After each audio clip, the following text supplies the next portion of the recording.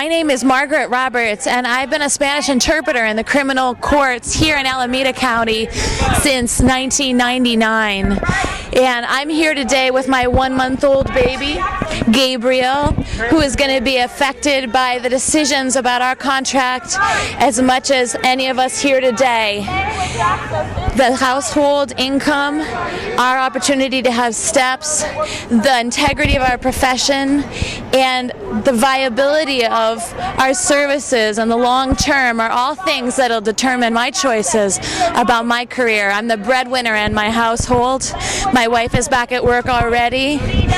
We've just been home with him for a few weeks, and I'm back at work after I'm done with my maternity leave. I have a hard time looking at you while I can't get my eyes off my baby. This feels so important to me. We've been making this stand and we've been struggling for a fair contract for a long time. We're the only employees in the court system in this whole region that don't have steps, just like the rest of our fellow court employees. We haven't had a cost of living adjustment or a raise for 7 years. How do you survive? Well, things keep getting more expensive and our wages keep stagnating, so we cut back and we cut back. And we have to make hard decisions. So you have to fight for a better situation. There's no other choice. I wouldn't be here with a 1-month-old baby if there were a choice. And what exactly is the court saying? They can't afford it, or what are they trying to do? Electronification? What are the issues? You know, they are claiming that it's about not being able to afford it, but it really fundamentally also is about not understanding exactly how we work and the impact of the choices that they want to make about how we provide our services. The impact is very real to those of us on the ground, in the trenches, doing the work, and it's fact that people will not have the same level of access to justice through our services if they're dealing with their attorneys and trying to maintain confidentiality in their conversations through a remote system with video cameras and so forth. Not just because you don't know who has access to a video recording, but because you can't go somewhere private to even talk with each other if you're tied and tethered to equipment that's in the courtroom and that's not mobile and that has to be set up by the clerks and has to be turned on and turned off for each case. These catch-as-catch-can conversations that happen in a court environment are essential to people getting their needs met, their questions answered. These are already members of our community that have so many obstacles to being able to access services in our courts. And this is a terrible, terrible degradation of services that are already being excellently provided. There's no reason to degrade them in this way. It's being put forth as if it were something that was going to increase services, maybe for some very remote rural counties, but we see a future in which it's going to end up potentially being implemented in places to save on labor at the expense of the people in our community with the weakest voice. These are often people who are undocumented. They're often people who can't speak up for themselves even under the best of circumstances because of the obstacles in language. These are people who are generally low income. These are people who have major family responsibilities and difficulties maintaining employment. And who is there on the ground for them? It's the interpreter. We aren't here to be their attorneys, but we are their advocates in the sense that we are very vigilant about showing up for them in every way that an English speaker would be able to access the courts. We are there as their link so that what they have to say and what they have to ask gets said. It gets asked and it gets answered. Their questions are just as important as anybody's, and there's no reason why they should be met with silence. They should be met with a video screen. So you're saying it's a civil rights, human rights issue? It's absolutely a civil rights and a human rights issue. We hold forth our judicial system as one of the best on the planet. Why would we choose to do this? We have to meet our own standards for everybody who's involved in the system. And we work in the criminal courts. This is habeas corpus. This is about a person's liberty. If their liberty is at stake, that's absolutely a human right. Interpreters! In person! Who does it better? Interpreters! قدر عافیت کسی داند که به مصیبتی گرفتار آید. And that means that the value of goodness and wonderful respite is known by someone who has suffered a calamity. Okay, thank you. So why don't you introduce yourself? I'm Mary Lou Erin Guren, and I'm the chair of the bargaining committee. And what are your issues here today, this afternoon?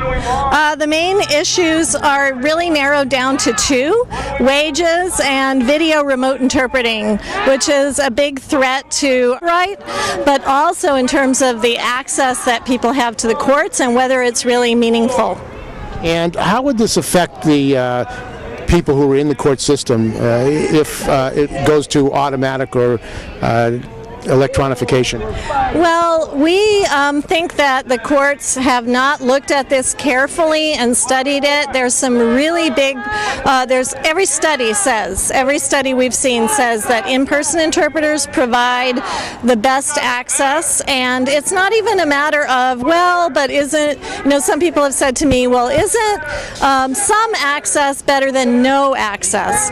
And we're saying, no, we're dealing with the court system. Fundamental rights are at stake, civil rights are at stake, due process is at stake, and no, it actually has to be done right. And there's a lot of problems with video remote interpreting that haven't been worked out, so we're just saying, don't make this a monkey wrench in our negotiations. You're not even ready to do it. You haven't done a cost-benefit analysis. You haven't studied this carefully and the implications for the people who need these services. So let's take a more measured approach, study it, have a review of it, have stakeholders give input, come up with guidelines and rules for how it can be used appropriately, and then we'll talk about it. And we are willing to use it, especially outside of court proceedings where we think it could be helpful. So you're saying it's a human rights issue?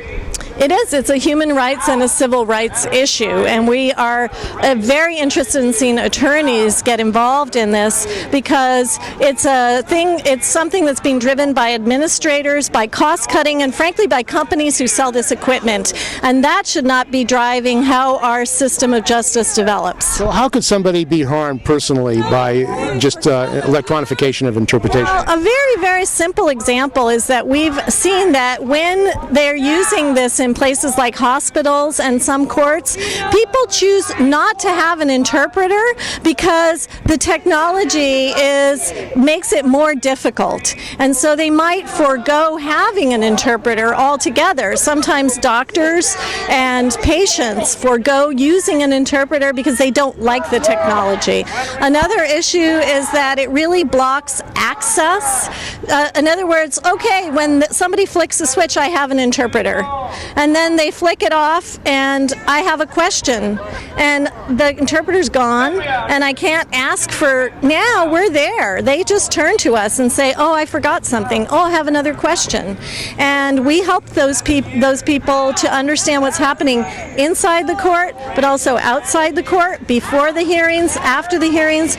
We're the ones that go over all their paperwork and make sure they understand.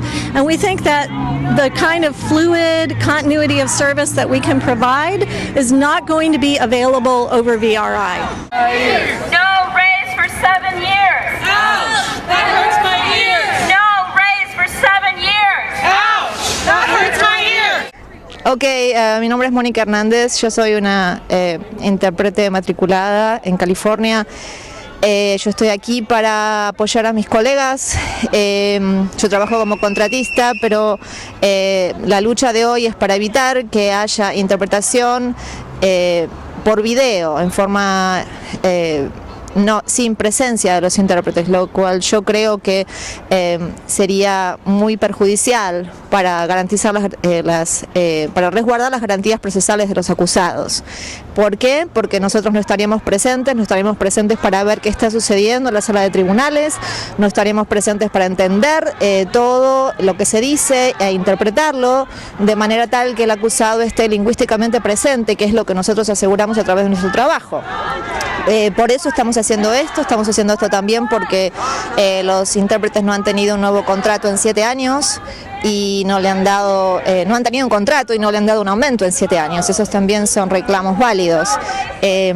Por eso estamos manifestándonos hoy.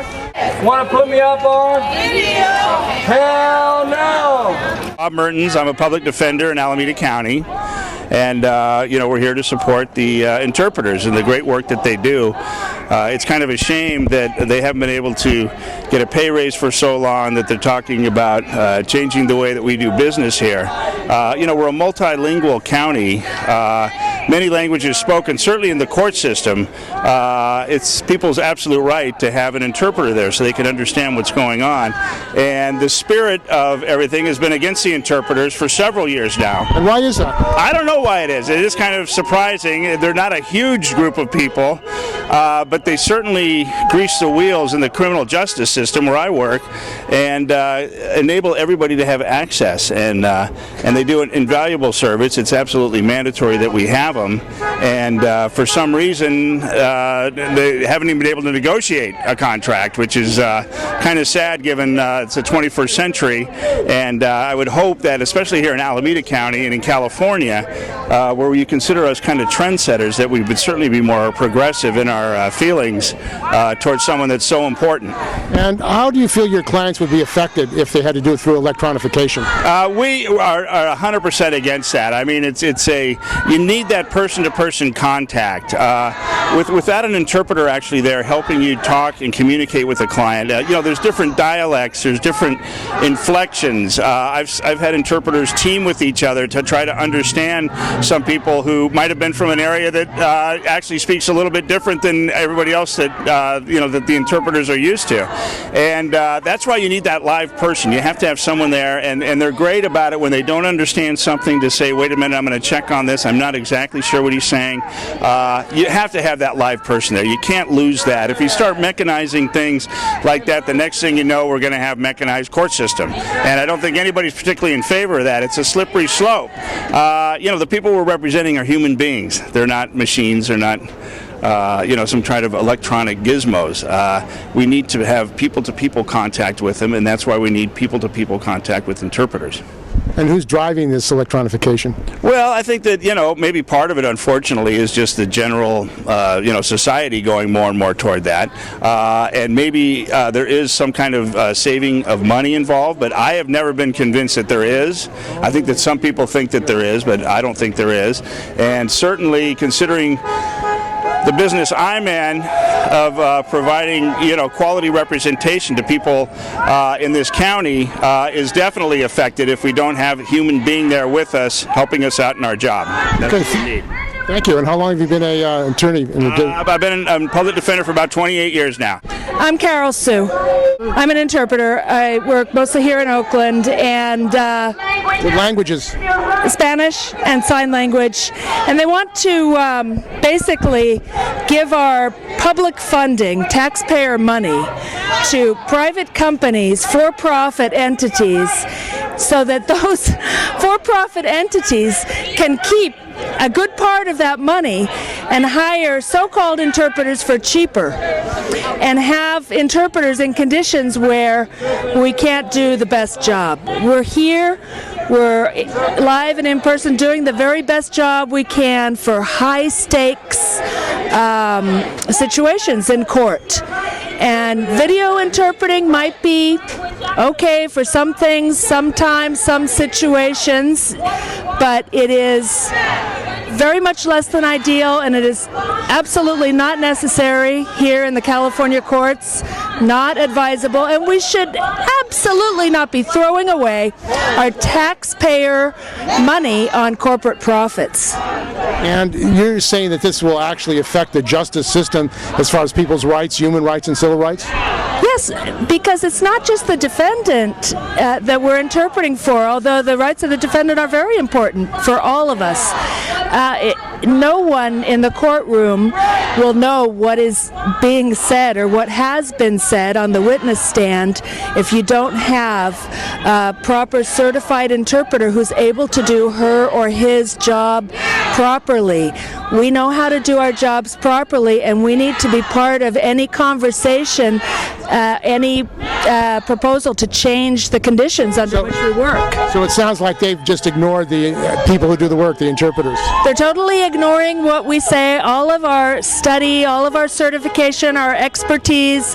They think we're just women and minorities talking.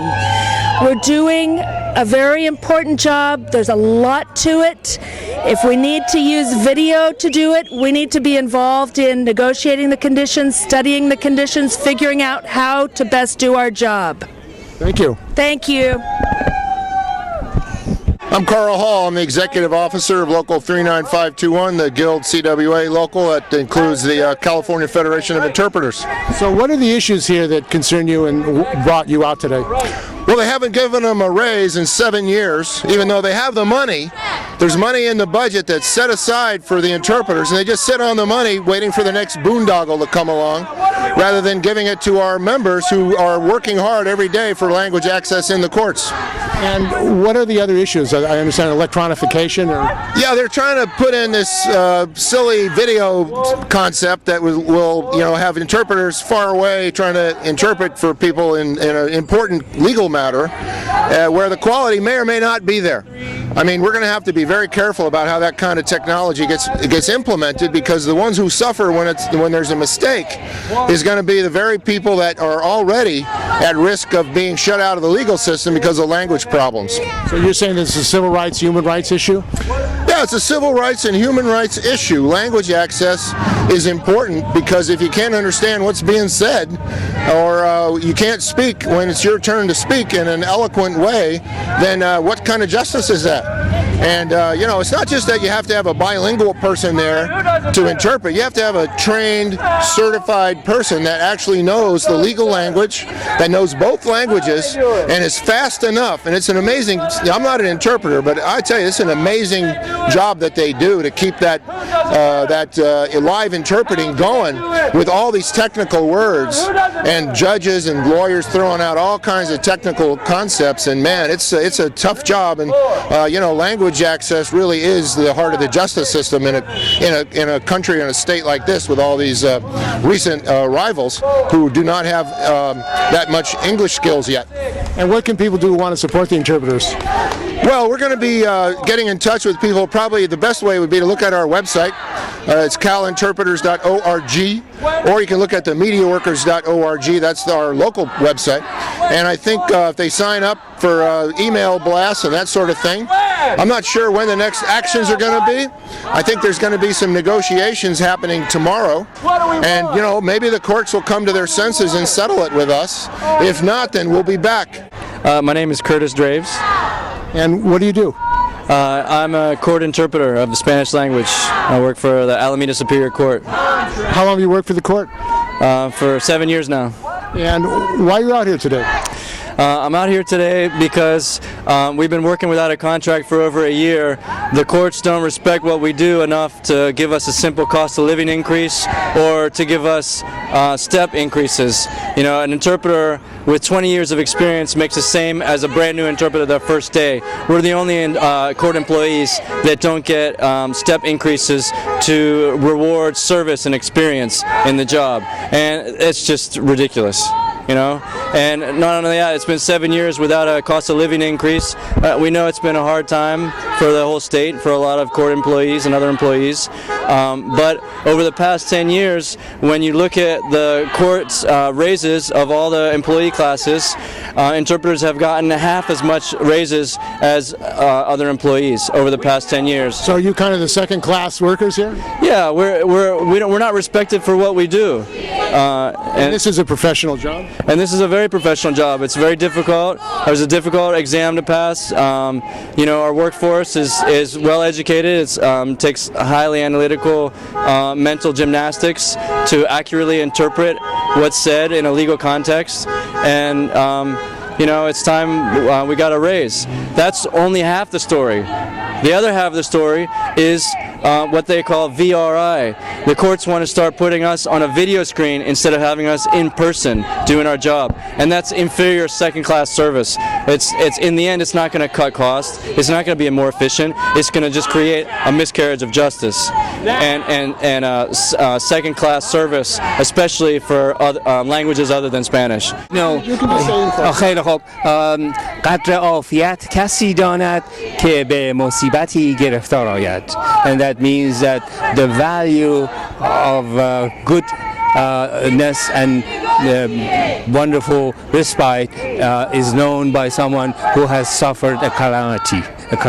My first name is Muharram, my last name is Sheikhul Islami, and I'm a registered Farsi interpreter. Justice means equality, fairness, observing that everyone has the right to be treated the same with as regards to the finances, as regards to the benefits they get, as regards to the opportunity they would have in order to provide a service to the community and make a living, in fact.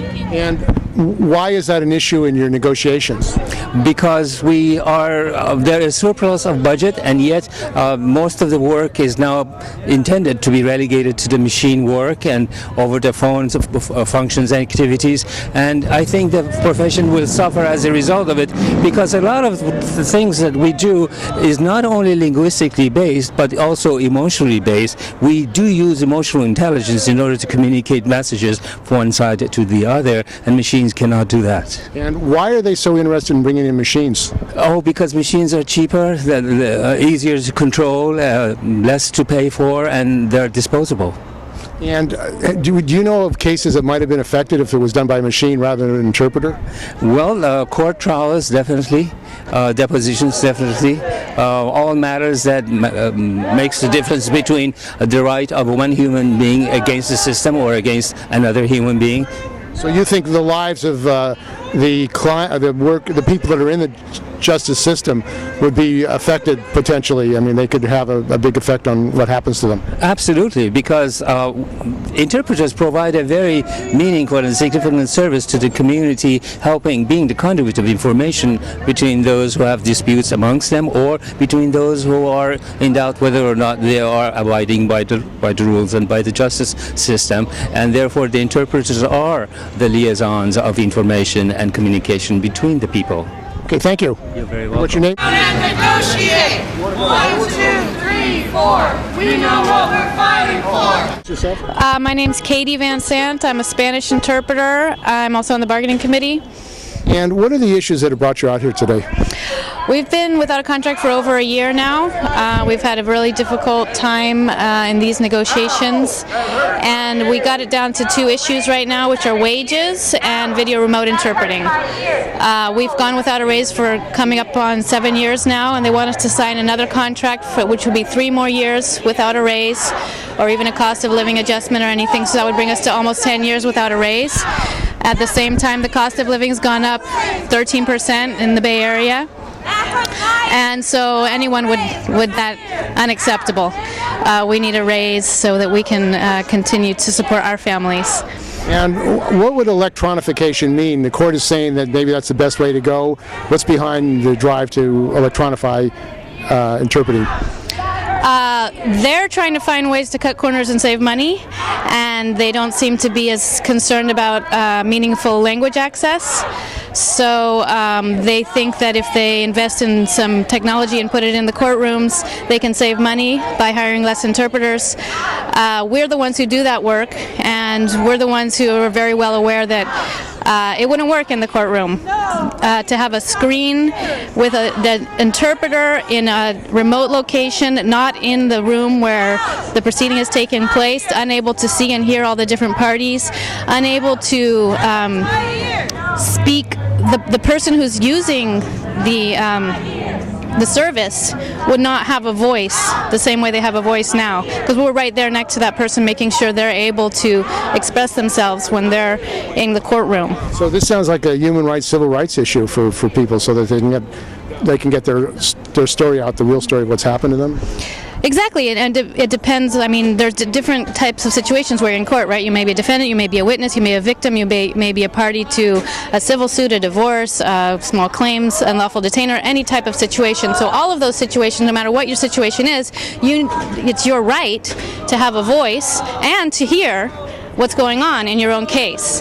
And a situation with a screen, I've seen it in a hospital setting, and it's very difficult, and there's a lot of people protesting that as well. That's a different kind of situation where it's their health. This is your legal rights, and yes, it's unconstitutional not to be able to confront, not to be able to hear, not to be able to speak when you're in court. Do you think that part of this is that a lot of the interpreters are women or minorities themselves, so it has any effect on the fact you haven't had a raise in 7 years? Definitely that underneath it all, I believe plays a role, as well as the people that we serve. The people we serve are immigrants. If you need an interpreter, you're an immigrant. You weren't born here. English isn't your first language. So our service is not valued for that reason, because of the way people feel about immigrants. So it's a discriminatory thing against immigrants? I believe it. I see it that way. Mm-hmm. And how would it affect immigrants personally? I mean, would they end up in jail or lose their case because of electronification? All different things could happen. It's very difficult to sort of play out different types of scenarios, right? Maybe you want to speak up and say, actually, I did not miss my last court date. I was here but was told to go to another courtroom, and you're not able to say that because you don't have an interpreter interpret for you, and you get a failure to appear, and you get remanded, and different things like that could happen. So it's hard to say. There's a million different scenarios that could be played out. So you could end up in jail because of the lack of an interpreter. Is that what you're saying? You could, yeah. So it is a human rights issue. It is. Right. It is. Okay, thank you. What can people do to support you?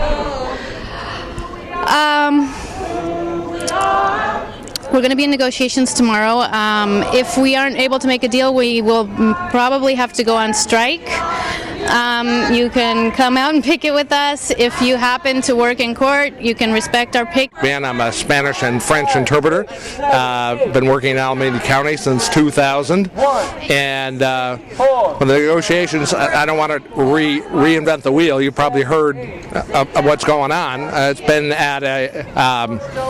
been stuck, and they just don't want to negotiate. And the big sticking point, of course, is the use of video. They want carte blanche to use video any way they want without even consulting the interpreters, who are kind of a major element to this thing.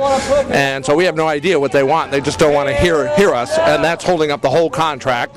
In addition to that, we haven't gotten a raise in the last 6 years, even for cost of living. So we've actually had a salary reduction.